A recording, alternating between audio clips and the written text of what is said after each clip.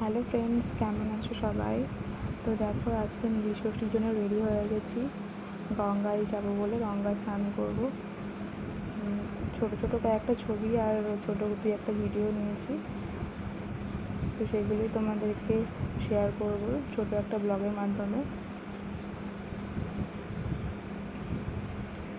সন্তানের মঙ্গল কামনা করার জন্য সব মায়েরাই এই ষষ্ঠীটা করে। তো আমার এবার দ্বিতীয়বার ছিল। মন্দিরে গেলে একটু দেরি হয়, ওই জন্য গঙ্গাতেই গেছিলাম। গঙ্গা স্নান করে বাবার মাথায় জল ঢেলেছি, আর পাশেই ধূপকাঠি মোমবাতি জ্বালানোর জায়গা ছিল।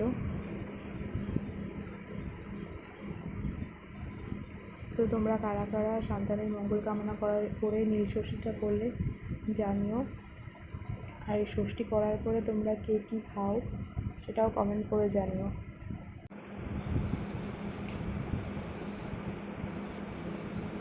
অনেক ভিড় ছিল গঙ্গাতে।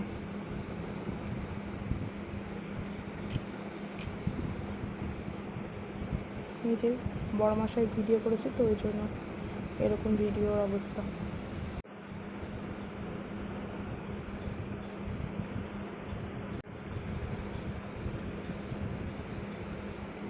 ভিডিওটা কেমন লাগলো কমেন্ট করে জানিও। এই ধূপকাঠি মোমবাতি জ্বালাচ্ছিলাম।